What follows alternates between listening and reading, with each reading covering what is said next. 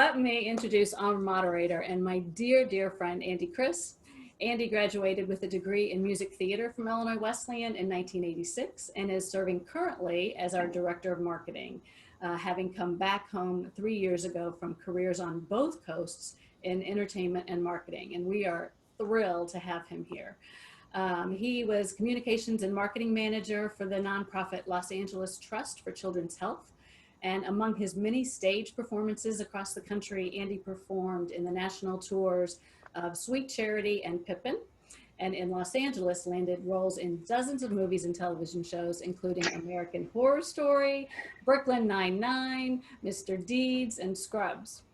Andy, I am so glad to partner with you this special evening. Oh, thank you. That is very kind of you. And I am thrilled to partner with you as well, Adrienne. Hey, everyone. I'm so thrilled. This is like a little dream come true for me. Let me start with some introductions here, and then we'll talk on the other side of that.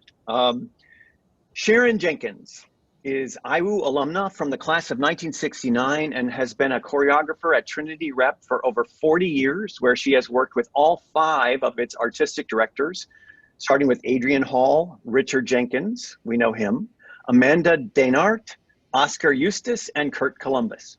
She has choreographed dozens and dozens of shows, in fact, more than 50, we'd say. Sharon spent 20 years as a dance director at Hope Arts Magnet School in Providence, Rhode Island, 15 years as a dance specialist with the Rhode Island State Council on the Arts, 10 years as a dancer with the Rhode Island Dance Rep, and 10 years as choreographer for the Arabella Project. A lot. In addition to her work at Trinity Rep, Sharon has worked at Long Wharf Theater, Arena Stage, Hartford Stage, Center Stage, South Coast Rep, and was the choreographer for a Paramount Pictures feature called School Ties. Richard Jenkins began his acting career in the theater at Trinity Repertory Company and later made his television debut on Great Performances on PBS in 1974. And his film debut in the Lawrence Kasdan film Silverado in 1985. He has worked steadily in film and television since and is perhaps best known for portraying Nathaniel Fisher, the deceased patriarch on the HBO drama series 6 Feet Under, personal favorite. In 2007, Richard was nominated for the Academy Award for Best Actor for The Visitor. And 10 years later, again, received an Oscar nomination, Golden Globe nomination, and SAG Award for Best Supporting Actor for his performance in Guillermo del Toro's The Shape of Water. Richard won the Primetime Emmy Award for Outstanding Lead Actor in a Miniseries or Movie for his performance as Henry Kittredge in the HBO miniseries Olive Kittredge. One last thing, in 2014, we're almost done. You guys are so honored here. Richard and Sharon received the Pell Award for Lifetime Achievement from Trinity Repertory Company in Providence, Rhode Island. I am so honored to get to have this conversation with both of you guys, really. I hope it's just going to be a conversation, and that's my goal. And so let's have at it. I thought for our audience tonight, we might sort of frame our discussion in 3 sort of main areas. The early years and your time at IWU, the post-IWU years that get us to Trinity, and then the Hollywood years, with the full disclaimer to everyone listening that by and large, the Hollywood years take place in Providence, Rhode Island. For you guys, I'd love to point out that our audience is a mix tonight. We've got alumni, we've got current students from the School of Theater Arts, as well as just Wesleyan students as well. We've got some prospective students and family, and I'm really actually thrilled that we're going to record this. So not only for the archives, but so that we can show prospective families and theater students this as well. And then a large swath of faculty and staff. So there. Time's up. And the show's over. Let me say this. Before we even start, one of the things I was most excited when Michelle and Adrienne asked if I would do this, and Jean Kerr in the School of Theater Arts asked me if I would do this, was that in addition to bringing Richard to light, you know, in a bit more up and close personal way, I was thrilled that I might get to shine a light on you, Sharon, an artist in your own right, the ways that you collaborate with each other. It's so great. And I spoke with current Trinity Rep's artistic director, Kurt Columbus, and the first thing out of his mouth was he said, Andy, let me just tell you right off the top, Sharon Jenkins is one of the greatest theater artists I have ever met. And I say that recognizing Richard Jenkins as one of the greatest theater artists I've ever met. She is one of those geniuses that quietly work behind the scenes and that people don't often get to see the depth of her brilliance. So. Wow. I love that. Thank you, Kurt. Yeah. Yeah. So, I just wanted to frame the conversation that's who we're sitting on the couch with, two really amazing artists. Sharon, Yes. you grew up in the suburbs of Chicago, is that? No, I grew up in the city, right in the city. Oh, in the city? Yeah. What part of South Side? I was on the Northwest side. Okay. Yeah. Cool. I went to Chicago public schools. Oh, wow. Okay. My mom's from the South Side of Chicago. I somehow I had you in the suburbs, but that's neat. Did you grow up seeing theater? And did you study dance as a child? I danced from the time I could walk. My mother, in a baby book, has written, I think Sharon's going to be a dancer because Really? she moves to music so beautifully, or something like that.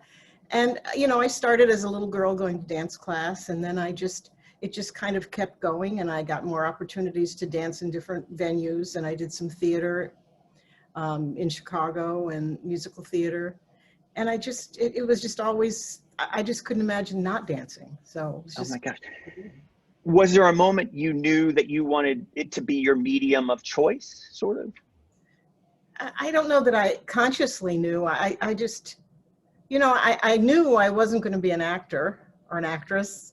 I knew that speaking on the stage was not going to be for me.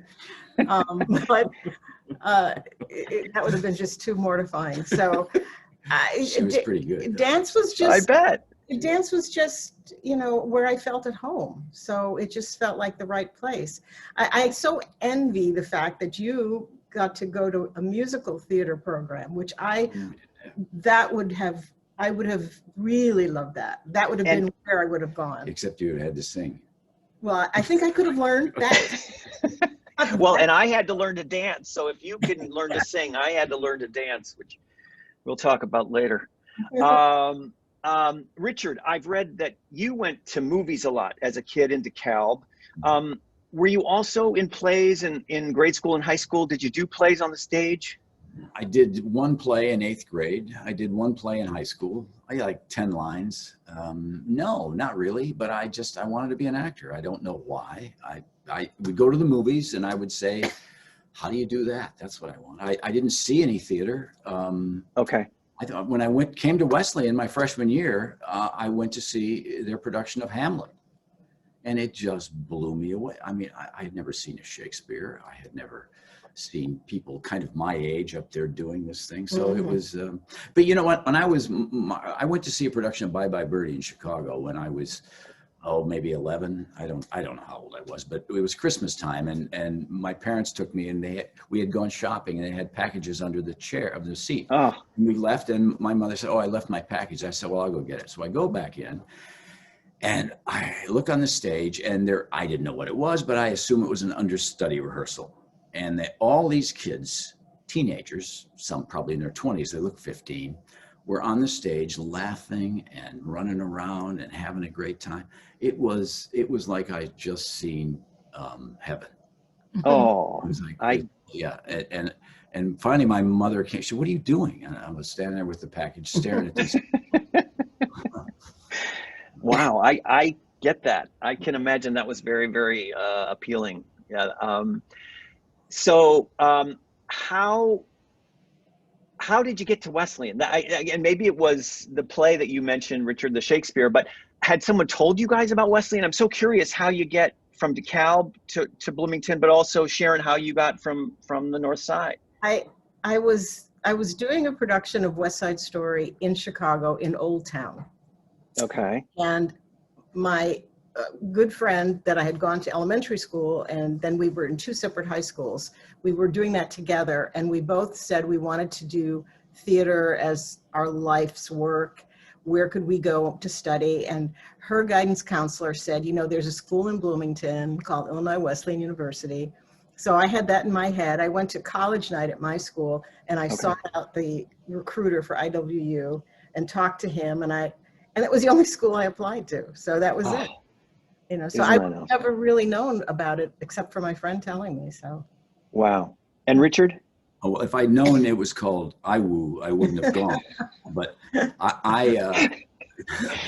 this is a new term. My guidance counselor in school said, I said I want to be an actor. And she said, what? Well, you should have something to fall back on, like being a history minor, which I never understood. But, and Ripon College, and I looked at Ripon, yeah. And I just liked Illinois Wesleyan. As soon as I went on the campus, I was like, yeah, I really like this place. Isn't that funny? You know, my guidance counselor was the one who got me here too. He had seen a production of A Little Night Music and said it was stupendous, and I was like, well, I'm going to go there then. And I had a brother here too, so that's interesting to me how paths, you know, lead and change your whole life. So you guys get to Wesleyan. Do you remember laying eyes on each other for the first time? And when did you know that each other were the one? Was the one? She wouldn't talk to me for the first couple of years. I offered her a ride home once, and she didn't want to get in the car. But we knew each other from our freshman year. Yeah. And we acted in summer stock together. Well, we were all, as freshmen, you go do all the theater classes with the same group. So there was about 30 of us, I think. And so we just kind of all knew each other. But, and it was during summer stock. It was during stock, yeah. We did at Wesleyan. Yeah, at Wesleyan. Yeah. At summer stock. Cool. Yeah. I think we've got a picture of a summer company where you're both on a ladder that we may be able to show it a bit, but very sweet. And I did summer stock too here. That was so great. It was a great program.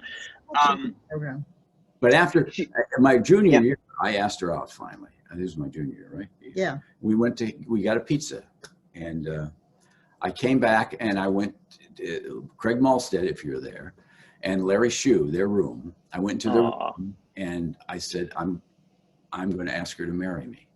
I remember that was after the first date. Yeah. And Sharon, wow. Yeah. But there must have been some pizza. It was really great. Yeah. That's awesome. Wow. I didn't think she'd say yes. Or I would, yeah. That's so great. That's beautiful. Sharon, I know that you pledged the KD sorority. Yes. Can you talk a little bit about what was the Wesleyan sorority culture or the general culture like there on Wesleyan then? Well, I think the Greek system was pretty popular. I don't know. I don't know statistics on how many students were part of that, but again, a lot of my friends. It was interesting because a lot of the theater students, art students, music students. That some people typically wouldn't would go into the Greek system. Everyone was pledging, and so it seemed like a good idea to me. So you did? I did, yeah. And Richard, you did not? I did. Yeah. I was. You did too? Yeah, I was in. I was a Fiji. Oh, you have Fiji? Oh my gosh. Okay. I have a tattoo on my butt.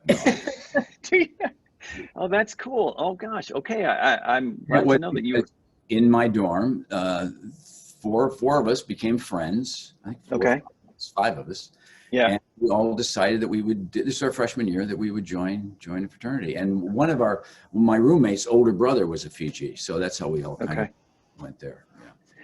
I would be remiss not to ask where you got the pizza from, back on the date. Well, I couldn't answer. What was it? I think it was across the street. There was a pizza place. just a, an independent. It wasn't. Sure. Okay. It wasn't Tobin's because everyone in my class Oh, is all about Tobin's. It was Tobin's. Tobin. Oh, yay. Yeah. It was Tobin. That's great. Oh, Yeah. that's great. Did you put barbecue sauce on it? Because that's what you have to do. No, it was a pizza, Andrew. That's what they do, Richard. at IWU. At IWU. That's what we do. That's awesome. I was thinking about, the times that we're living in feel so volatile and challenging. And you guys were here during some really turbulent times as well. And I wondered if you remembered anything about that particular part of campus life, what was happening in civil rights, or did theater just absorb you guys such that you were in a bubble? So we were in a bubble. Yeah, The whole we were kind of the Midwest at that time. we had certainly had speakers come in. We had, Yeah. some convocations and things, but I don't remember there was never a moratorium or a march or anything on campus that. Okay. If there was, we didn't know about it. But there was palpable fear. Yeah. I mean, And there was the Of the draft or of the draft yes, and the Vietnam war and and what was going on and Sure. but at the same time, we were in show business and the show must go on. and we were young and naive and I was, and so until I left Wesleyan, that's when it kind of all hit me. I see. So you're at Wesleyan, you're in the School of Drama at that time, now School of Theater Arts, you're taking classes. Did you guys jump right in? Richard, did you jump right in and get cast in all the shows? How did all that work? No, there was a group called Theater Communications Group, and at Wesleyan. how would I get? Oh, I'm sorry. I already moved on to no. Wesleyan was I had no experience. And I've told this story many times, but I had no experience and you had to audition for everything. You had to sign the board. And I didn't audition for anything because I was terrified.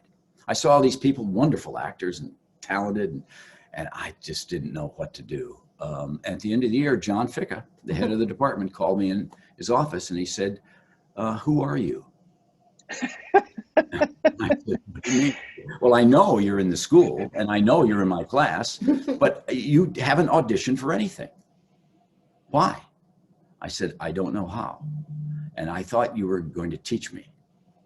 Oh, Kind of smiled. Which is really actually quite a good that's a great answer. And he said, okay. He said, do you want to do this? I said, I do. I'm just terrified. He said, what are you doing this summer? I said, nothing. He said, summer stock. Come to summer stock. And I actually left the department once and came back in my freshman year, because I was so intimidated. But I wanted to do it. I just didn't know how. So I went to summer stock and I did a couple of small things badly there. And he said, and at the end of summer stock, if you want to do this, you have to participate. But if you don't, you have to make room for somebody who does.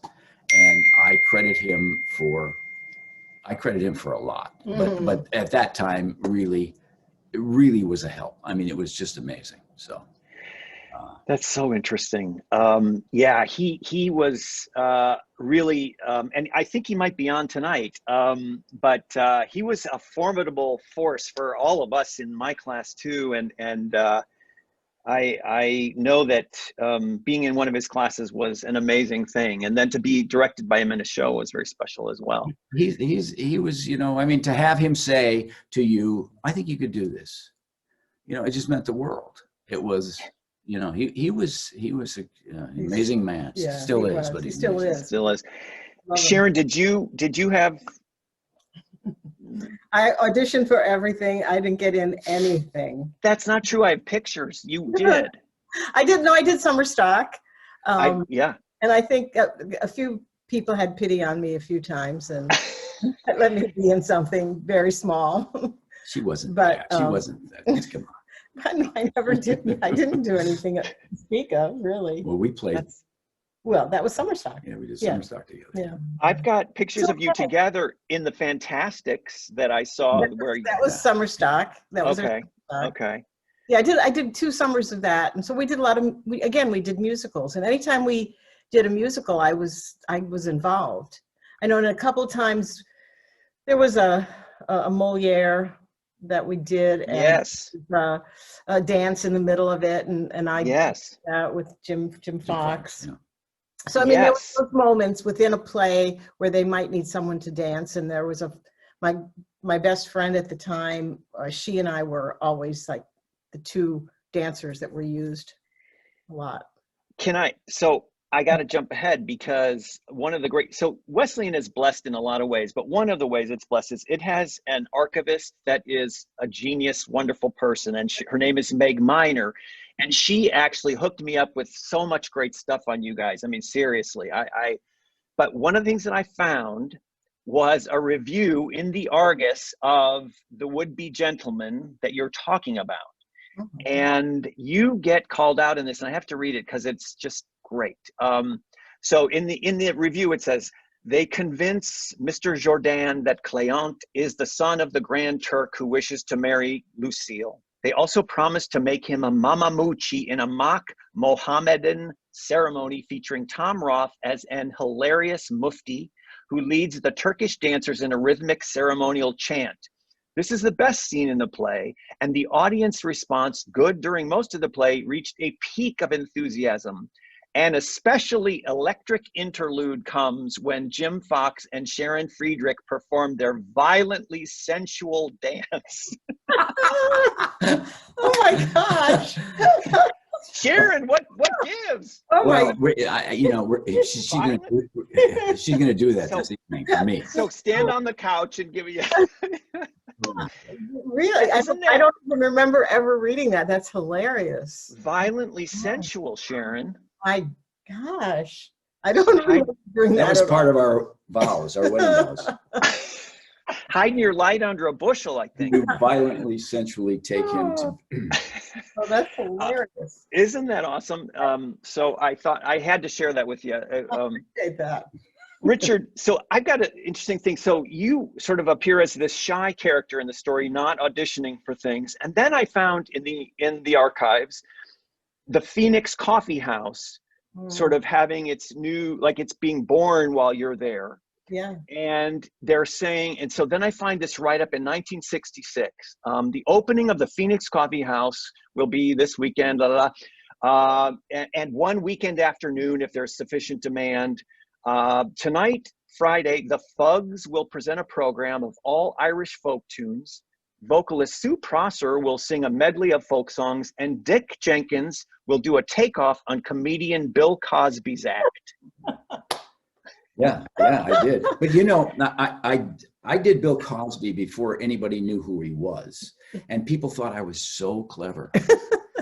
We had all those records too, Richard. I got him early, and I did a lot of embarrassing things in my life, and that's one of them. It's so fun to think of you, like shy, but then I'm going to go do stand-up in the Phoenix. Well, there was a part of me that wanted to be a stand-up comedian, but then I realized I wasn't very funny. And that's an issue. But, I mean, That's not true. I couldn't write material. I mean, I was not, my brain wasn't, but it was, the Phoenix was an amazing place. that was It was an amazing place. Wonderful. We place. did Reader's Theater there. We did Spoon Yeah. Mythology. They did the Fantastics Reader's Theater. I mean, it was really an amazing place. That's so cool. And by the time I got here, the Phoenix Coffee House was no more, but the Phoenix Theater was what it was. And so it was a space students could perform and do plays. And so it's a great mini teeny little black box underneath Was the it stairs. Pfeiffer? Was it under Pfeiffer Hall? Yeah, kind of back under there, in the Memorial Center underneath that side. Our daughter did a couple of things there. Mm-hmm. Yeah. Yeah. Your daughter, Sarah, Yeah. who came to Wesleyan as a student, which I can't wait. We'll maybe get to that. This is so fun, you guys. Thanks for going down this trip with me. I'm having the best time. I'm glad you are. Because take a sip of your wine. Drink some Remember when wine. you did the bad Bill Cosby routine? Yeah, I remember. Richard, Did you know James Harms in Chicago? I don't. Very, He very. works a lot in musical theater in Chicago. He Okay. was in was it the Brian Dennehy production of Iceman that went Yeah. to Broadway? Oh, and I saw that. I saw that. He went to Illinois He went Wesleyan. to Wesleyan, a beautiful singer, wonderful Yeah, and he singer. was performing a lot at the coffee house. And He was a few years older. And I used to do, I don't know, Renee Fair and I did something one night with James singing, and yeah, but Wow. but What could that have it was I have no idea. Maybe I don't know. I was doing Shecky Green. I don't know. I love that you were just pilfering other people's acts. Right. I was doing. Great place. Richard, I've heard you say that Alfie was an important movie in your world and in your life, and that it sort of in some ways set you on a trajectory. And I want to say that I had never seen Alfie. And in preparing for this interview, I watched it. In fact, just 3 nights ago, I watched it. Never seen it. Blown away. What I have to say is that I notice real similarities between you and Michael Caine in this way, that you're both so direct, that you're both so truthful, that you're like unadorned, and that you're so centered as an actor. My question, I guess, would be, was that a conscious choice to emulate him, or did that just sort of happen? I was so struck by how good he was, but also how good you are and were. No. Things come along. As you get older, you realize that things come to you at a time in your life when you need them. And it just happened that I was at a crossroads, and it was like, am I going to be an actor? Can I do this? Is this possible? And I don't know, if I have anything to offer. Really, that's, do I have any talent? Is this, or am I just going to make a fool out of myself for the rest of my life, which has kind of come true. But, and I went to the theater not knowing what was playing. And there was Alfie. And it was the downtown theater. Was it the Bloomington? What was the name of the theater? I don't even, there was Is it the Castle Theater, or it could have been maybe the Castle, yeah. But I sat there, and something about his performance, I didn't have the wherewithal to know why I liked it.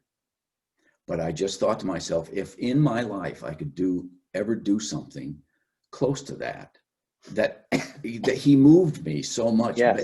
And the fact that he was not a good man, he was this. No, it's true. This guy who totally misunderstood what life was. And yet it was absorbing and moving, and it just changed me. It's something I just said, I needed that then, Isn't that great? And when I was doing a movie in London, they said, Michael Caine is on the next soundstage. And I ran over there, and he had just left. I missed him. I've never met him. Oh God. I think he's brilliant. I've always thought he's brilliant. Yeah. But that performance in Alfie was it is amazing. Extraordinary. It reminds me of your work as Nathaniel Fisher. It reminded me of your work in The Visitor. I mean, just so direct, so unadorned. It was perfect. So that's really cool. It wasn't conscious, but thank you. I mean, to be compared with Michael Caine is certainly an honor. Well, I see it. I see a similarity. I know that you guys went to school with Larry Shue. And for those maybe that don't know, playwright of The Nerd and The Foreigner, among several other really great plays, and also a wonderful actor who we so lost sadly in 1985. I wondered if you guys could talk a little bit about him and what it was, what sort of the magic he had, and what it was like to be with him and you guys together. Well, he was just unlike anyone else in the whole department. He was just singular, hilariously funny and clever, and yet sort of odd looking, because he looked middle-aged almost as a college student. He kind of looked like he didn't belong age-wise with us, but yet he was just a wonderful, wonderful guy. Wonderful. There was something about I mean, when I say there was no ego there, of course we all have egos, but he never pushed his way to anything. He didn't have to.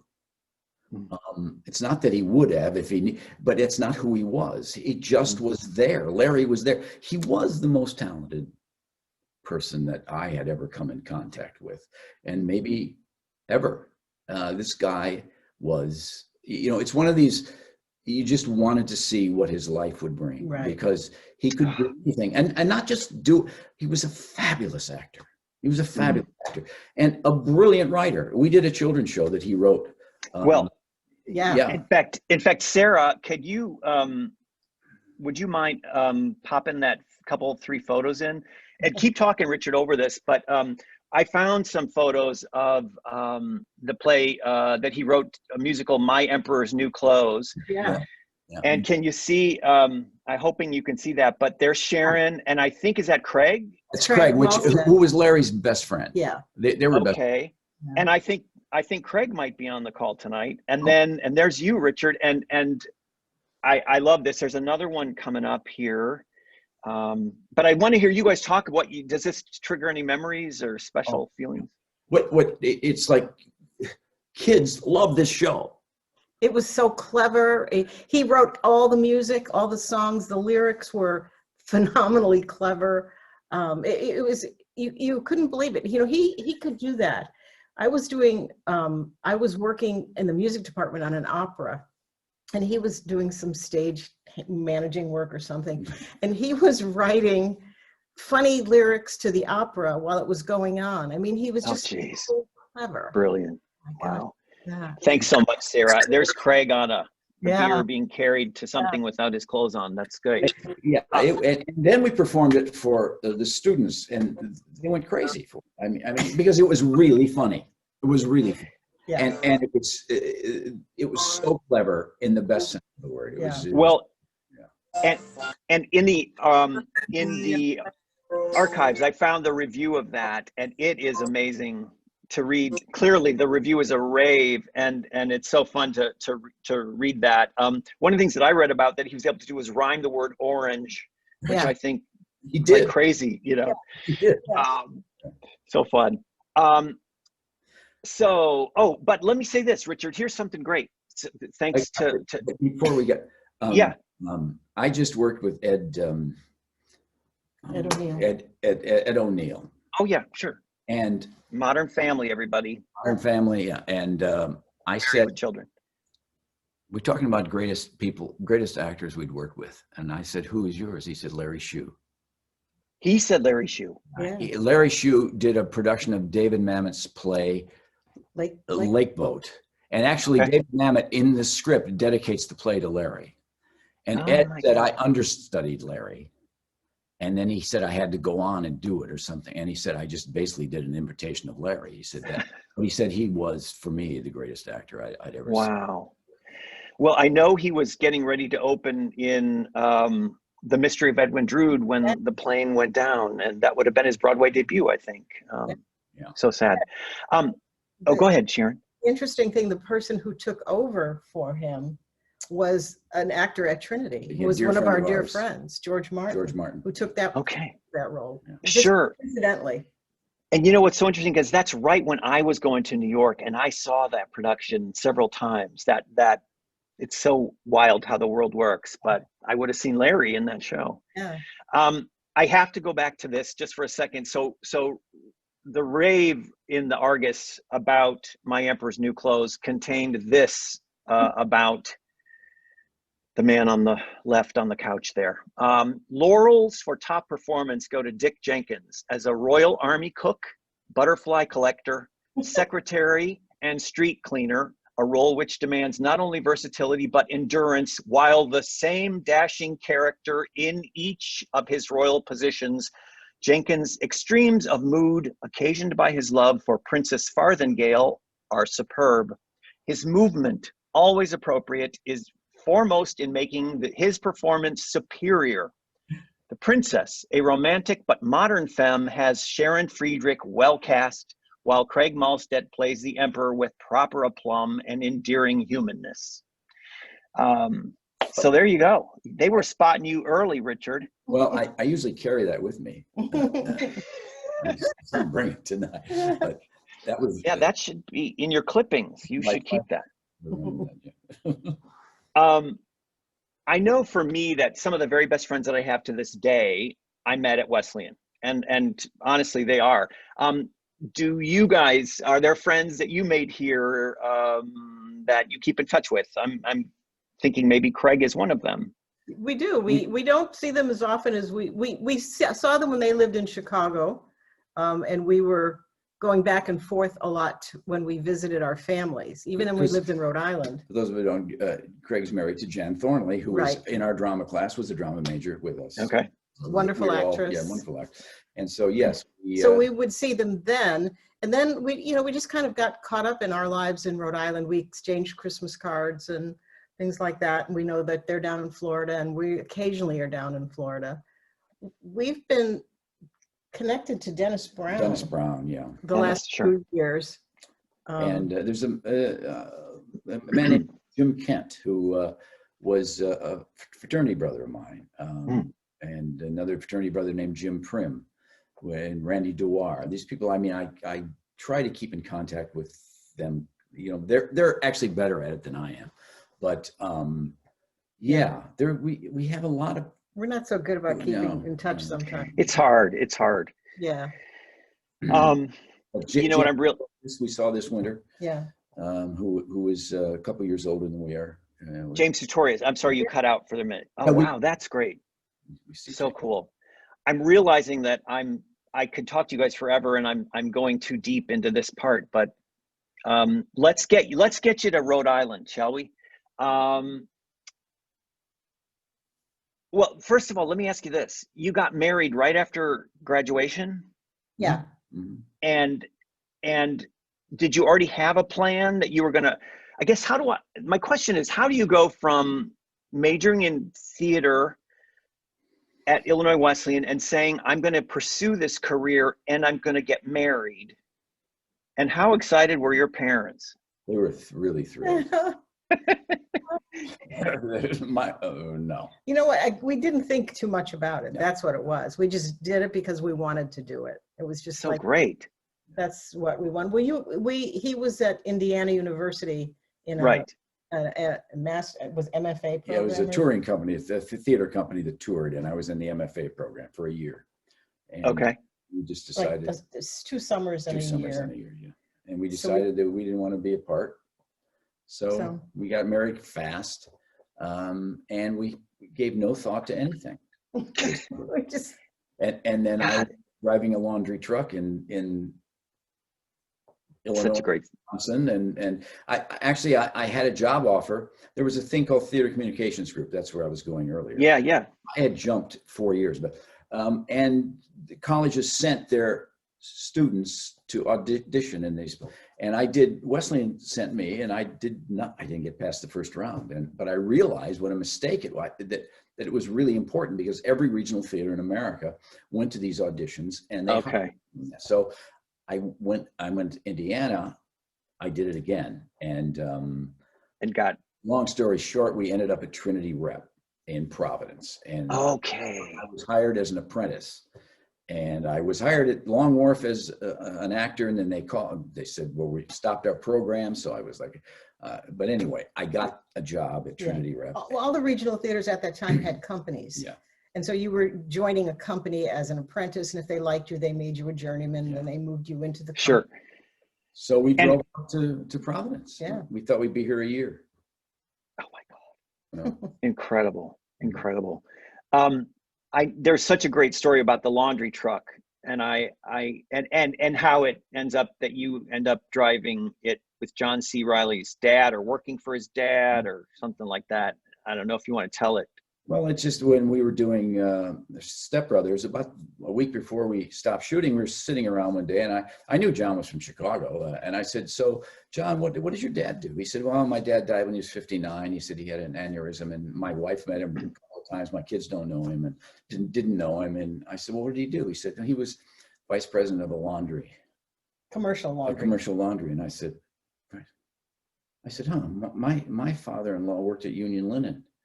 He said, yeah, my dad was vice, and yeah, I said, oh, hello, your dad was John Reilly, which was I said, he was my boss when I drove a truck. Oh my God. And I said, he terrified me. And John said, he terrified me too. That's good. Oh man, that's awesome.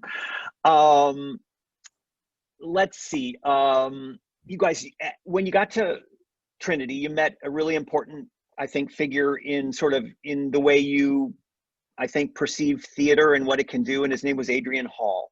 Could you guys talk a little bit about the philosophy that he taught you or that you absorbed there and how it plays into your life in the theater there today?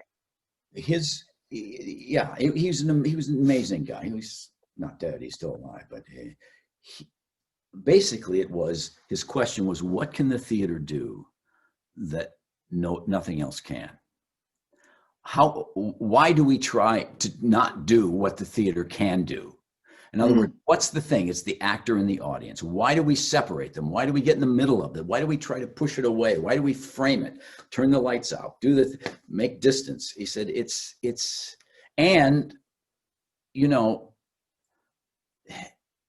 naturalism in the theater to him was he didn't understand it. It was like, because he said, you know, you have to have a real house in a movie. But in the theater, it's a Peter Brook line, but it's true. If an audience knows, if you tell an audience this milk bottle is a baby, an audience will go, oh, okay. As long as they know what's expected of them, they'll go anywhere with you. So the possibilities are extraordinary, and he's just explored these possibilities. He would make a boat out of people. He would find a way, if there was a door, he'd find another way.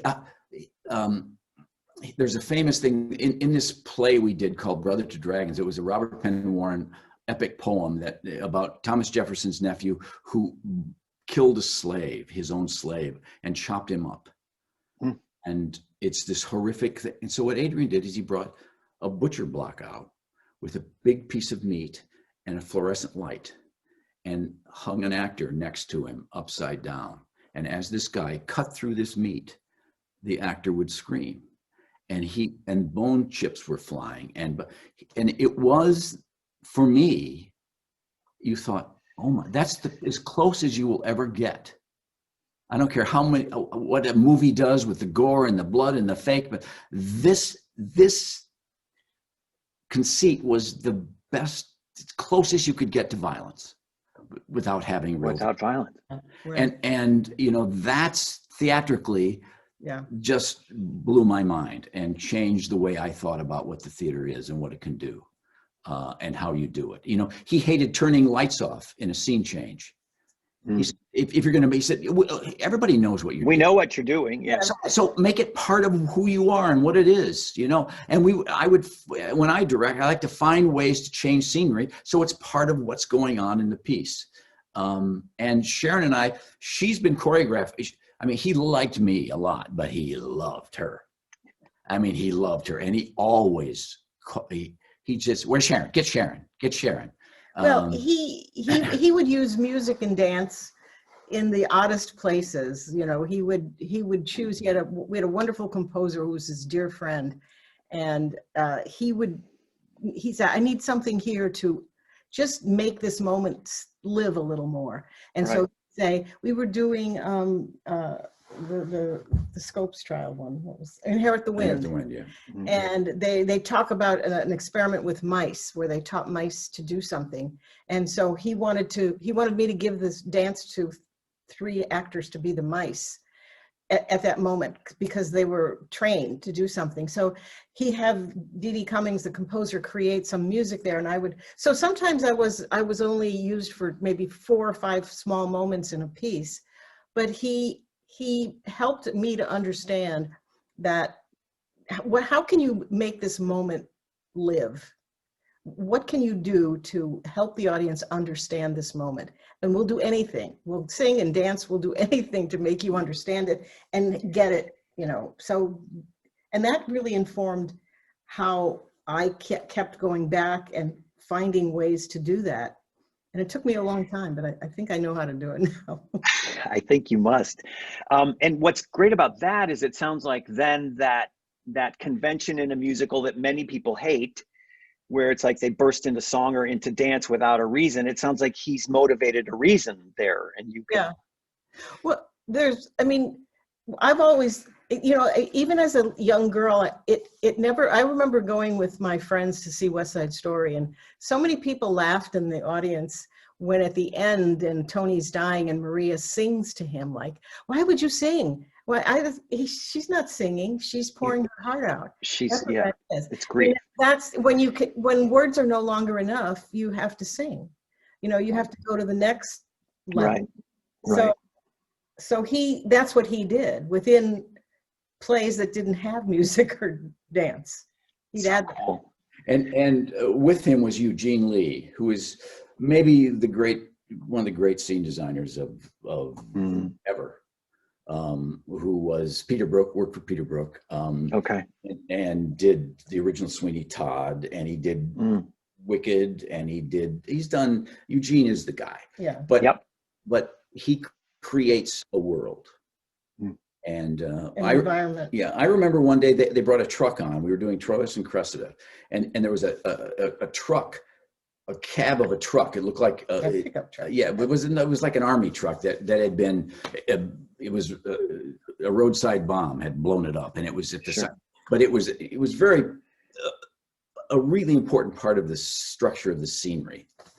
And Adrian said, I heard him say to Eugene, he said, you know, Eugene, I lose the actors behind the hood of that truck, the roof of that truck. I can't see them. When lunchtime came, Eugene's got a blowtorch and he's cutting the top of the truck off. He just took it off. Like there's nothing sacred. You can change anything. What's more important is you have to see the people on the stage. That's more important than any scenery or And that is so powerful. The first thing that I ever directed was Billy Bishop Goes to War, which is about, it's a concert piece where a guy comes out and he sings, he's a World War I pilot and he has a piano player and he talks and sings this concert piece, and it's really fun and it's great.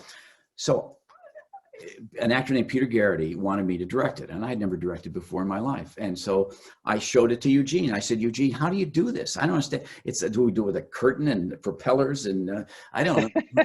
Things to the audience. And Eugene said, well, just let me read it. I said, well, I don't know. I think maybe if you hung pictures of World War I pilots, he said, just let me read it. Let me read it. He read it, and he came back and he said, we'll do it in a bar. And I said, I don't understand. What do you mean? I said, they're on stage in the bar. And he's talking to the audience. He said, no, we'll do it in a bar. He covered the seats over in the theater, and he built a bar. And you came in to a bar, and if you wanted drinks, you have a drink or beer or hot dogs, or there was a pool table and there was a piano player there. And this guy comes walking in the bar. He sits down to the bar. He's talking. Everybody's singing with the piano player. He comes over and he starts singing. And then the piano player plays a song that nobody knows but him, and he sings the first song of the show. And he says to the people in the bar, something happened to me today I want to tell you about. And he tells the story of his life. And then this show starts. And that's the script. But Eugene knew that the acting partner was the audience. I see. So he put them all in the same room. In the style. And for me, you know, and it was a huge hit. I had nothing to do with it. I mean, that's one of those things where it taught me a huge lesson about, and I remember Peter saying to me once, you know, I need to fly a plane, so I need a prop. Peter, you're in a bar. I said, you don't get that. You figure it out. So he'd get a pool cue, he'd sit in people's laps. He had hats on, and it was joyous and fabulous and alive, and you couldn't get it anywhere else but in the theater. Isn't that? Yeah. Couldn't do that in the movies. No one would stay. No. This is so fantastic. Sharon, one of the things that I've fallen in love with you during this research is because I am a person that has brought more than one choreographer to tears. And what I learned sort of on this very same theme is that I gather and I get and have read that you won't let any actor be saddled with a step that doesn't make them look good or feel good. And if it's about telling the story, that's what's more important. Could you talk about that? Yeah, I mean, I started working at Trinity and there was no one in the company who was a dancer or a singer. I mean, there were some people who had some nice voices, but there was no, at the time, there was not one person who could dance. And so Adrian wanted me to come in and, you know, do these moments. And in some cases, they were, the first thing was an actual musical. It was an original musical based on the life of Amy Semple McPherson. Oh, sure. And I was supposed to create dances for that.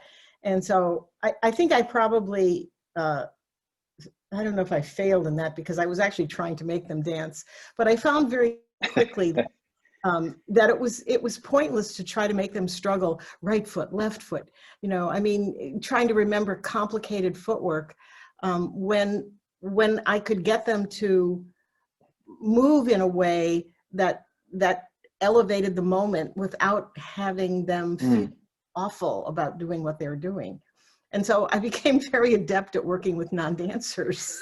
Oh my God.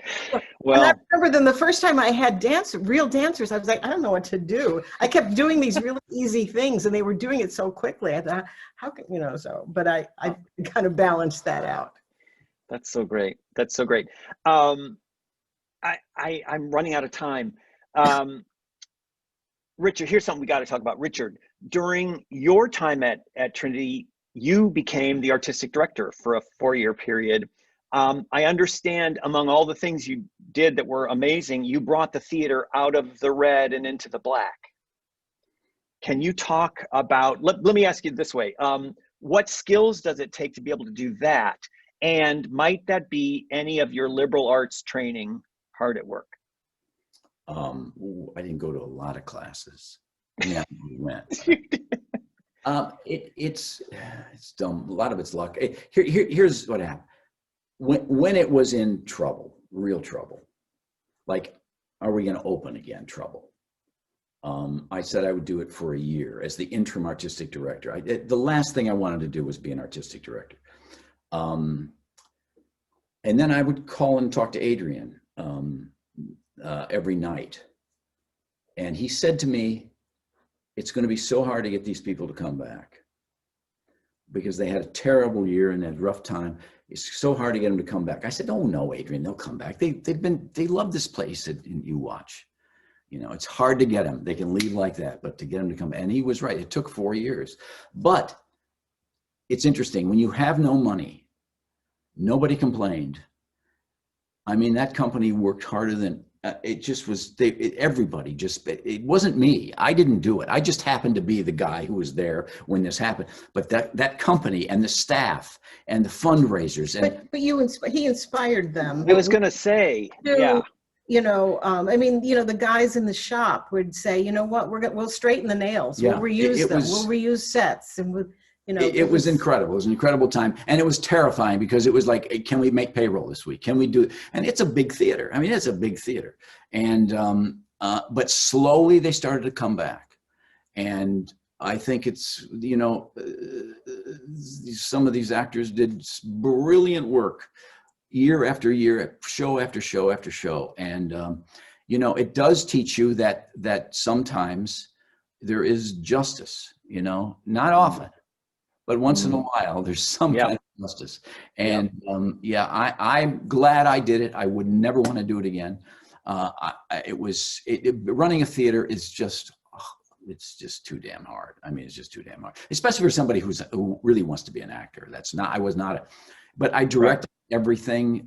Sharon came in and did everything for free. We just did it. You know, it's but it was an extraordinary time, and I learned a ton about, you know, I had some bad habits too. We had to do things so fast and just get it done. But it was an extraordinary time. It's almost like a blur to me now. You know, Well, it was a long time ago. It was a long time ago. Thank you for talking about that. And somewhere in all this, you had kids. How did you do it? And how are you still married? Well, they aren't mine. That's the only way it could happen. No. You know how we had, you know why it worked? And yeah. I mean, when Sarah was born, I was terrified. I wanted to be in film. I wanted to be in movies, and I didn't. And how do you do this? So luckily I got into them, but I was gone a lot. And when I took over the theater, I was gone there, and we had Andy was born. But I had an assistant who Andy would come down, and the assistant and Andy would build something in the shop. You know, he was a little boy, and but Sharon was she was. Well, we work together. You know, we're a team. That's great. That's awesome. You know what? We got to go. So you guys have co-directed a couple times. And I'd love to talk. If memory serves, you've got Oklahoma and you did Oliver. Okay. Yeah. We've got a clip from Oklahoma that I think demonstrates several things. And Sarah, if you'll cue it up. But one of them is Sharon's brilliance. But the other is sort of maybe the Adrian Hall sort of technique you're talking about. I'll be quiet. Here you go.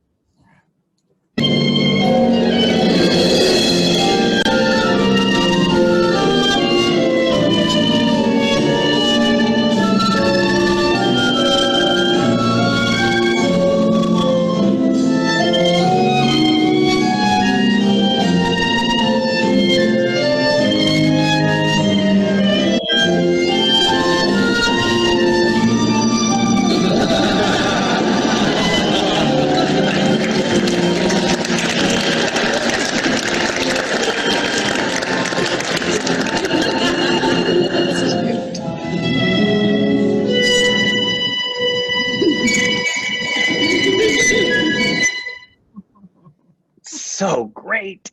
So great. What can the theater do that movies can't? Right. How do you put a clothesline on the stage and not just put a clothesline on the stage? That was the challenge to how to get the clothes. Well, you know, traditionally Aunt Eller's churning butter. That's the stage that's direction. Right. Well, we didn't want to do that because how do we get a butter churn out there, first of all? And we didn't want her to come out with the clothesline, and we didn't want the clothesline to be there at the beginning. And so from, you know, I always have, before I start a show, there's always one or two sort of images that I had, and that was one of them, of having this clothesline with the clothes, or, you know, the things hanging on the clothesline as part of her skirt, and then having her chaîné turn and then open that all up. And just, that was just from the beginning an idea that worked. So, you know, it gives me shivers, the economy of it, and then the delight. You can hear the audience delight at the discovery of it. Every night they were just like, oh my God, they got it. They, you know, they knew it. And then right after that, the lights went down to black, and up, stage left. Stage right. Was it stage right? Or Yeah, it was stage right. A match lit, and a lantern lit, and the music started, and the dawn rose, and Oh What a Beautiful Morning started to sing. We started in pitch black. So like the sun was just coming up. That was Eugene's idea. You know, one day in rehearsal, he turned to me and he went, that's what we did. It's like, yes, Eugene, that's great. So Sharon's incredible hanging of the clothesline and Eugene's beginning of Oh What a Beautiful Morning, it was really beautiful. It was magical. Wow. So cool. Thank you so much Kurt Columbus let us share that. And I'm so glad. I hope the audience could see it and it didn't lag. Sometimes I know that can happen. What's it like? You guys have you're demonstrating, I think, the answer to this, but what's it like to work together? Do you agree on things? Do you agree on casting? Do you ever talk about, like, do you disagree? Do you battle it out? That sounds harsher than I mean it to. Well, our aesthetic is the same. I was going to say, yeah. Yeah, we have, you know, we have the same aesthetic. We kind of grew up under Adrian and kind of developed together. And, you know, we'll just talk about moments, and I'll think things sometimes more visually, or, you know, in terms of how it might look on the stage, how I might see it as a picture. And he looks at it from a different perspective. But we agree pretty much even on casting. Yeah. And we take a script, and which when I directed, I never did this, but we read it out loud to each other. We talk about it sometimes for a year in advance before we start working on it. So it's an incredible jolt to the creative system. I mean, you get your juices going for a year, and we did that with Oliver and with Oklahoma both. We spent a long time thinking about it. How do we do it? What, you know, and you know, it's just, it's fun. In fact, I don't know if I will direct again, but I wouldn't direct without Sharon. I wouldn't do it. I mean, we're co-directors. We because I just don't want, it doesn't really interest me anymore. Now she'll do a lot without me. But, well, I work with Kurt. I've worked with Kurt. Well, I was going to say, Kurt said he doesn't want to direct without you either, Sharon. So well, we do a lot. We've done a lot together. We just did a production of Ragtime about 2 years ago. That was great. Yeah, I was able to see that production, beautiful, and what you did with the newspapers on the dress and the. Thank you. So great, so great. I got to get you to Hollywood so that we can. So there are people chomping at the bit that love you and want to ask you guys questions, so I want to move us to Hollywood, although I could talk to you forever. So Richard, I find it so fascinating that your first love was film, that you obviously trained on the stage. How did that work, and what was the experience like for the first few times you were in front of a camera? Were you thrown by it? Did it feel natural? No, I always liked it. I always liked it. And the reason I liked it was there's a lot of stuff going on before the take. Lighting and hair and makeup and costume, and people are touching you and feeling and moving, and there's a lot of stuff going on. But when they say action, it's yours. It's just yours. There's nobody bothering you. There's nobody in your way. There's nobody, I mean, it's yours and you're there, and it's intimate, and I loved it from the first time but I knew I was going to love it. I don't know why, but I did. I knew it. It's still for me, and also I do it once and I don't have to do it again. That's another thing that you don't have to do it 7 times a week, right?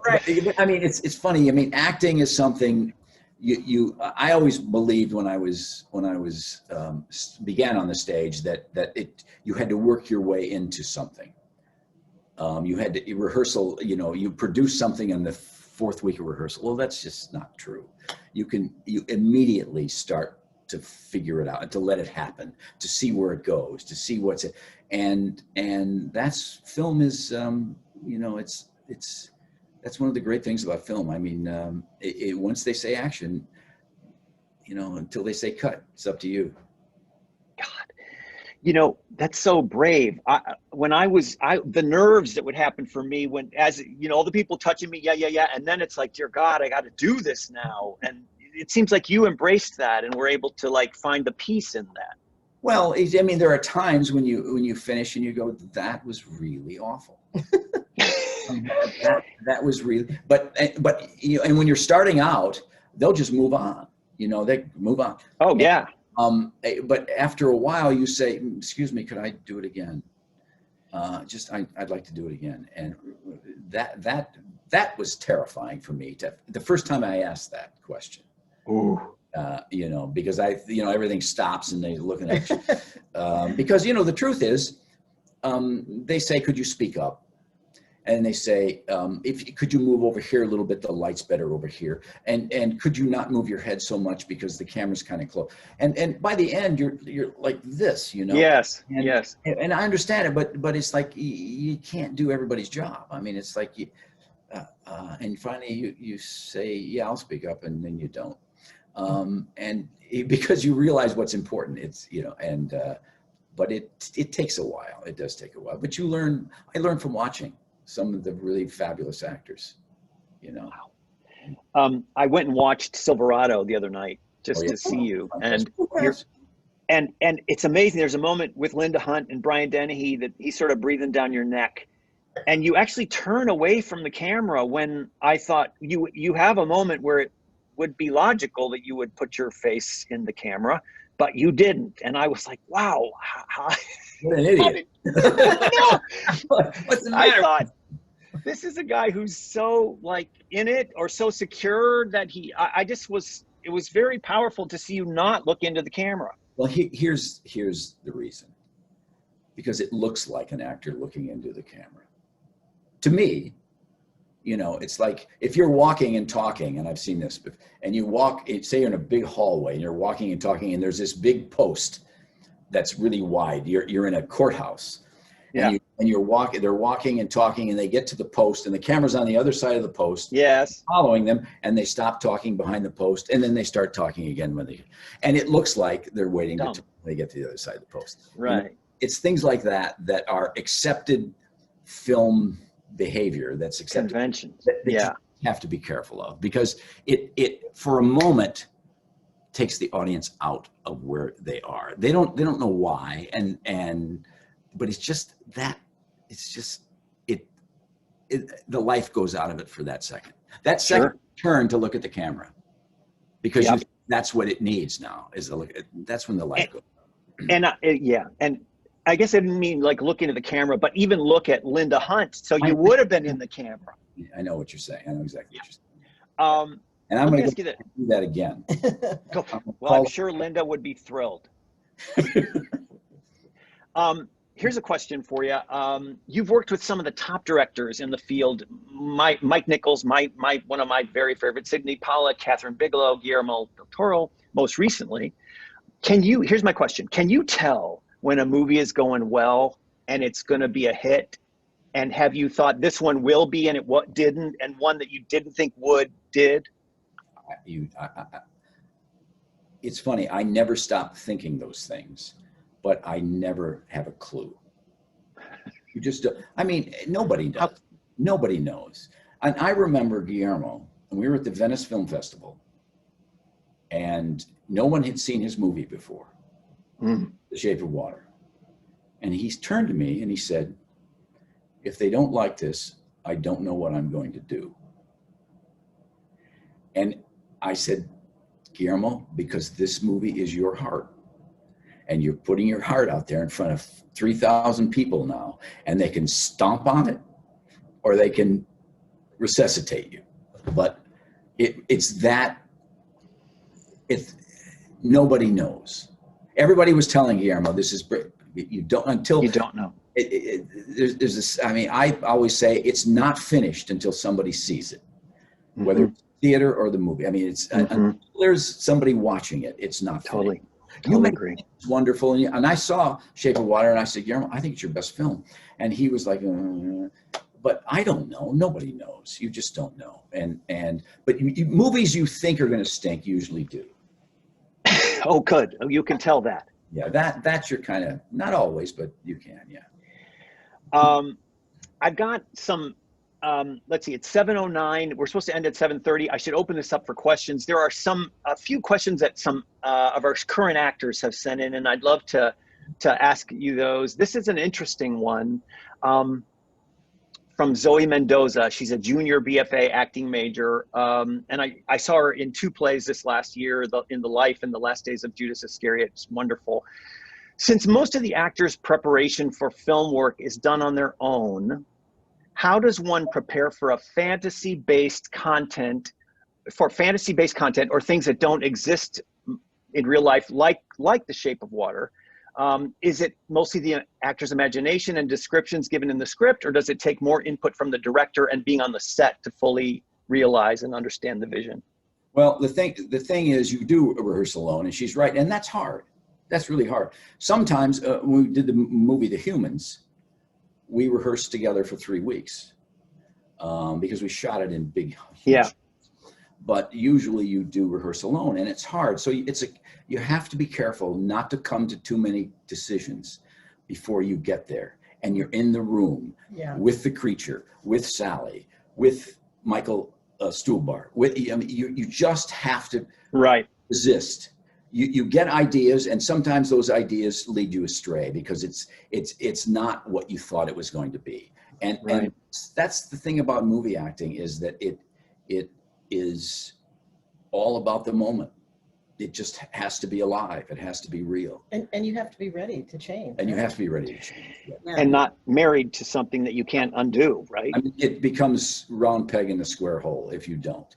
But what happens is you see the possibilities. If you're open, you walk into a space that you haven't seen, to a creature you've never seen, And all of a sudden, if you're open, that's when the ideas start to happen and possibilities start to come alive.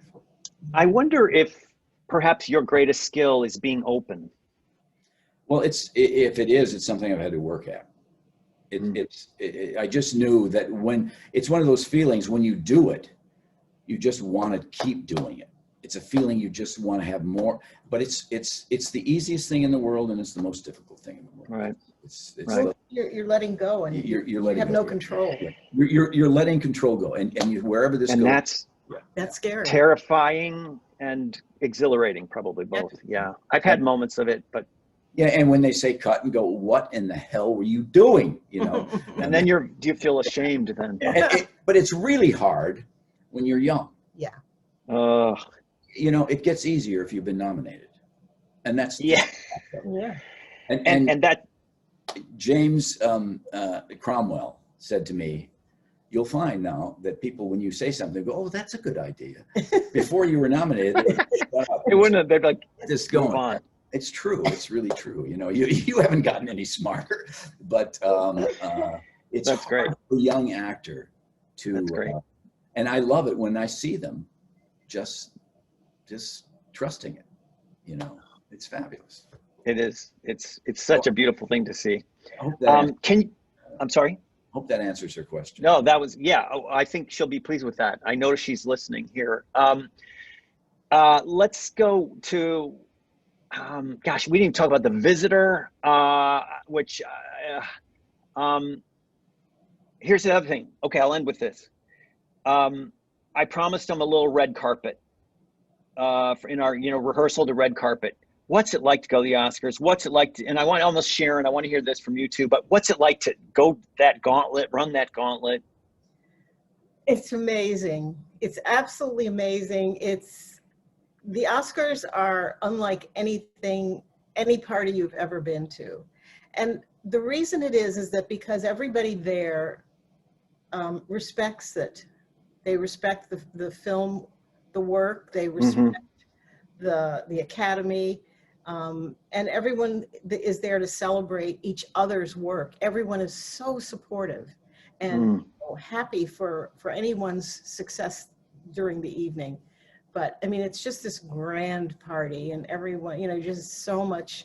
There's so many people, though. That's just the unbelievable thing. How many? But the whole awards, it's a big period. It starts. Yeah, it's months. Globes, and then it goes. It goes to SAG Awards, and it goes to the Independent Spirit Awards. Spirits, yep. Choice Awards, and it's just, and then finally it's the Oscars. But when it was The Visitor, and I was complaining about all of the press I had to do, and she said two things. She said, if someone had told you when you were 21 that this is what was going to be happening, you would have kissed their feet. So shut up. Shut up. Good for you, Sharon. She said, if you're going to do this, do it with good cheer or don't do it. But don't complain. Oh, Sharon. Yeah, I mean, really. And that, it was like, yeah, you're right. And so we embraced it, and we had a ball. We had so much fun. And we had for The Shape of Water too. We went to Venice. It was just that was all those film festivals, Venice and Telluride, and right. And then you're with the Searchlight people that were the publicists on fabulous that. People. Were just so wonderful, and we just got to know them all, and we always had dinners together. And I love Octavia. I love Octavia. I love Sally, and I love Guillermo. And it was we just became. It was just great fun. It was great. So great. I hung out a tiny bit with Octavia in LA, and she is amazing. So I'm going to turn it back to Adrienne to open it up to questions. I want to say thank you at the end, though. You got to give me a minute at the end, Adrienne. But let's let everyone in the room and get excited. Absolutely, yeah. We have so many people that are just excited to see you, classmates of yours. At Consui Chen said that they missed you last year for your 50th reunion, and so I want to make sure that you got that message. Dr. Ficca is, of course, watching. Oh, hey, John. People who are saying hello, Dr. Ficca. So that is so great. Yeah, it's like big family here. I love it. Since we're in the Hollywood phase, we had a question that asked if there was a role, Richard, that you passed on that you later regretted. Michael Corleone. No. No, You're teasing. no. I don't. I haven't regretted. Yeah, that it's, you make yourself crazy if you do that. You know, if I passed on something that was I passed on wonderful roles that I knew I didn't have anything to offer that role. Yeah. So I don't have regrets like that. No, Yeah. I don't. Yeah. Going back to Illinois Wesleyan, a couple questions for that. Someone mentioned streaking. Jay Palett-Tyner? I don't know. Is there a streaking story from Illinois Wesleyan? Not that I know. Okay. Streaking was later. Streaking was like in my childhood. Yeah. Maybe he was projecting. I'm not sure. And someone asked, because your time at Wesleyan wrapped 3 theater directors, could you characterize the difference between the administrations of Dr. Ficca, Tucker, and Ascarigi? I'm not sure if I'm saying that right. I think it wasn't Ficca all. I mean, No. Dr. Tucker was there our freshman year. Okay. And he was kind of moving out. He wasn't. He well. was an older man, And- very, he always wore a suit and tie, very formal. And Jim Ascarigi was the costumes designer and taught costume and directed. But did he run? I don't think he ran it. I don't think he It was was John Ficca all 4 years. for us. John Bergstrom came in as Yeah. an instructor and a director, and Jim Ascarigi and John Ficca. But we were all afraid of John Ficca, though. But we're not. Yes. Yeah, John, I'm not Even- We're not afraid anymore. of him anymore. Yes. Yeah, he is a force for sure. Here's one from somebody in the Matthew Fecco. What was your goal for your future when leaving school, and how did that change over the decades? When did you feel fulfilled in your careers? A week ago Thursday, I think. The thing, I wanted to work as an actor. We just, the truth is, we didn't know. We didn't have a plan. None. We didn't say, in 10 years, we want to be doing this. But it We never, just kind of put our head down and started working, and it took us where it took us. but it never occurred to me to do anything else. So I think that Yeah. was, I never said, well, if I can't do this, then I'll have, it never occurred to me not to do this. And I know a lot of people I went to school with decided, nah, it's not for me. I'm going to do something else, and did very well and are really happy. And I just had nothing else I could do. I mean, the options were not big. So Well, I'm not sure, but you've done okay. luck, the other thing is, Sharon and I talk about this, luck is huge, huge. Well, And being prepared for luck, which you guys were, I think. You were ready for it. It's cool. that's a very good point. Have you ever worked with fellow alumnus Frankie Faison? Never worked with him, but I run into him all the time. Oh, really? I haven't seen him in a while, but yeah, Frankie. We run into him in New York, and Frankie's fantastic. And it's a fabulous actor. Frankie's a fabulous actor, and has had a really terrific career, and it is not done. He's got a lot left in him. I think what's he doing now? He was on a series. He's on a series, yeah. Yeah. But we email back and forth once in a while. We got together. We had lunch in New York, but I haven't seen him. Yeah, wow. What about Kevin Dunn? You did work with him? I did a movie with Kevin Dunn. I love Kevin, and as another terrific actor. This guy, Yes. He's like really good. So we did this movie together, and I said, "Where'd you go to school?" We were having lunch one day. He said, "I went to school in Illinois." I said, "Where?" I said, small school in Illinois. I said, "What was the name of it?" He said, "Illinois Wesleyan." I said, "How's John Ficca?" How do you know John Ficca? And then we started talking. And then another guy who adores John Ficca is Kevin. Yes. Definitely. I know when Kevin comes to town, he stays on John's pull-out sofa. Yeah, he's I mean, he appreciates what he did for him. He appreciates. So many of us do. Ooh.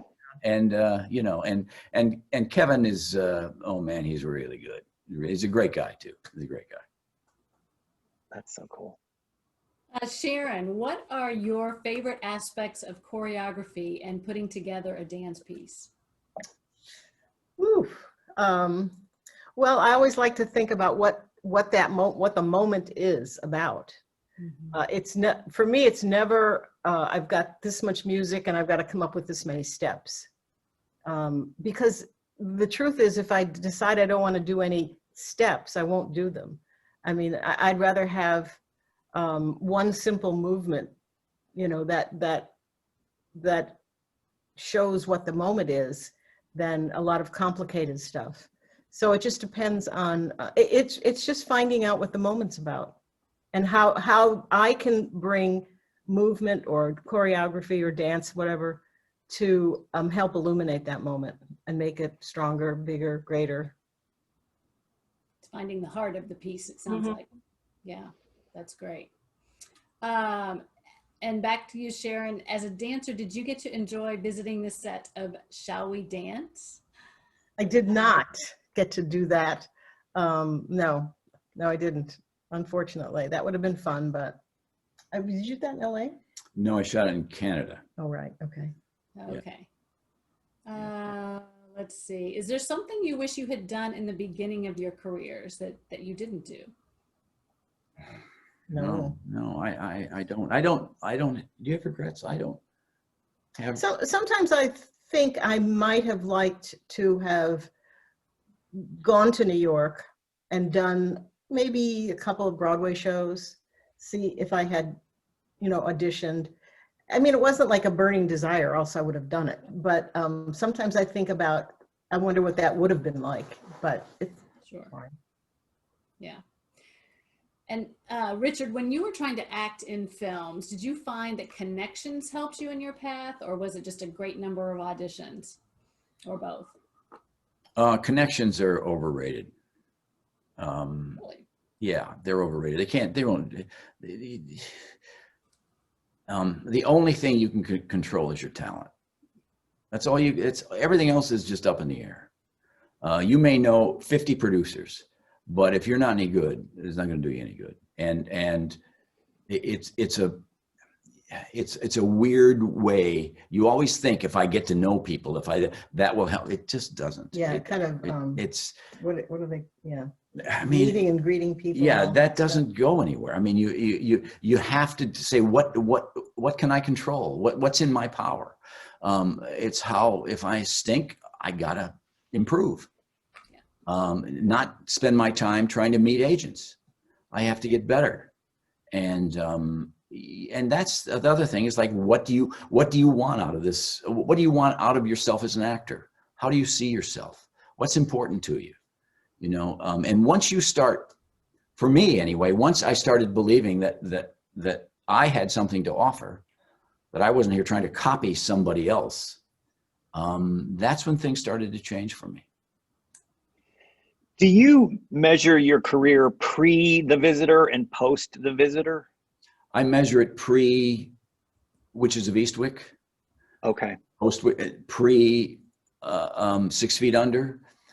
Pre The Visitor. It's like you have moments where you think it's changed for you. Yeah. And you know, every time you kind of go along, and then something happens, and all of a sudden, oh, it's just something. Yeah. And so those are the things you look back on. You go, oh yeah, after that happened, then this happened, and after that happened, then this happened. If I hadn't done that, this wouldn't have. So, right. Yeah, that's. But you do along the way. I mean, in theater as well, you do work with people. And people tend to like to work with people they like and are comfortable with. So you do make connections, and sometimes you get asked to do plays or films because somebody has you had a good working relationship. You had a good working relationship. Those are always important. Never be, difficult. Don't be a jerk. Yeah, don't be a jerk. Yeah, right. Let me be the jerk. There's a quote. I said, somebody said, you know, I was like, if you were Marlon Brando, I might put up with it, but you're not, you know. Right. It's true. That's true. There's one more question that I'm curious about, that a fellow Titan asks. What is the movie role that you're proudest of, that you're most proud of? I don't have one. I have 4 or 5. Yeah. I mean, The Visitor, which, you know, Tom McCarthy, you know, he changed my career. But, you know, and while we're talking about it, is my agent, Rhonda Price, who also since Tom McCarthy, who said, Tom McCarthy, you have to see all of his movies. She read his script and she made him watch my movies. And then he hired me. So Rhonda Price was huge. Well, and that's a good story about Tom. And he wrote it for you, right, Richard? I mean, he did. He wrote for me, and he called me up and he said, I wrote this part for you. I'm going to email it to you. And I want you to tell me if you want to do it. And I read it that night, and I never do this. We were in bed. I was reading it. And I said, Sharon, you have to read this. And she said, why? I never asked her to read stuff. It was like, no, I don't want to read it. I said, well, you have to tell me if it's as good as I think it is. He read it, and she said, mm-hmm. Next day, he called me up, and he said, do you want to do it? And I said, Tom, nobody's going to give you the money to do this movie with me in this part. And he said, that wasn't my question. You let me worry about the money. Do you want to do it? And I said, yeah. But it was, you know, I mean, that was a huge break. It was and huge. Tom was, that was. And it was terrifying. That was terrifying, you know, not, but beginning it, starting it, you know, we rehearsed for 3 weeks and we, you know, but until he saw something on film and realized that maybe we had a movie here, you know, it was terrifying, but it was just fantastic. It was, yeah. And I mean, I did a movie called Bone Tomahawk that most people haven't seen. It's a violent, weird. Somebody had a question about that. I saw just Bone Tomahawk. And I loved making that movie. I loved the part, and I loved the group, and it was great. Shape of Water. I loved 6 Feet Under. I loved Olive Kitteridge. Olive Kitteridge was just a dream from beginning to end. And Fran and I had worked together. We were friends, and she called me and asked me to do Henry. She said, "I want you to do Henry." And Guillermo sent me an email. I'd never met Guillermo, and he said, I want you to play Giles.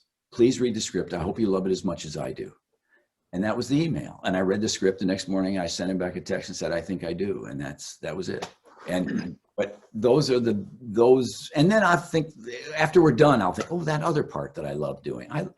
Look, I can count on my 4 fingers the things I've hated doing. You know, I've been fortunate. I've been really lucky to play different parts, different kinds of parts. You know, people say you're everybody's typecast. I mean, I can't play Kareem Abdul-Jabbar. I mean, I would love to play his life story, but I can't do it. You know, I mean, it's a fascinating life, but I can't do it. Yeah. So you know, but I've been really fortunate to work with a lot of great people, and you know, and if I ever forget that, I have someone to remind me. And you do. I think this is a good way to sort of end this, is that a Kurt Columbus quote about you, Richard. Talk to anyone in Hollywood and they want to work with him, because he brings what he brings is so essentially true. Richard Jenkins' great gift is being in a room and receiving what is in that room and knowing what is genuine and useful to tell the story and what is bullshit. He's the king of calling bullshit. He never lies. And I thought, that's, oh man, I'm sorry to end this homecoming thing with the word bullshit, but. Oh, that's very, that's so nice. That's so nice. Yeah. And I think it's really true. What's that old saying in theater and acting? You know, truth is everything. And once you learn how to fake that, you've got it made. Yeah. You guys, may I please, just on my behalf, for the entire extended Illinois Wesleyan family, say thank you. It was a kick and a half to talk to you. Someday I'm going to come out there and I want to have a glass of wine with you in person. That'd be great. Thank you. I hope great. You're so welcome. I hope that you can feel that the Wesleyan family is so proud of you, that we're pulling for you, that those of us that are in guilds are voting for you. that we see ourselves in both of you. And I just want to say thank you for your time tonight. Thank you sir. so much. And everyone has to know how important that school was to us, Yes. and is to us. It still is, but it meant everything to us. It was the best place ever. I mean, For us, it was perfect. Yeah. Perfect. Oh, so great. You So guys great. are- Adrienne, I'll let you close it out. Absolutely. You all are such a gift to us. And thank you so much for your time, sharing your stories with the Titan community. We are all so proud of the work that you are doing. I hope you have enjoyed this very special episode and will join us for the virtual events coming up this weekend. We've got a conversation with alumnus and pediatric cardiologist, Dr. Todd Godowski tomorrow. And then later tomorrow, we'll hear from Professor Scott Ferguson and David Rail to discuss the challenges of directing choral music this year. Thanks to everyone who attended tonight. I'm going to go home and watch 6 Feet Under. Stay healthy, stay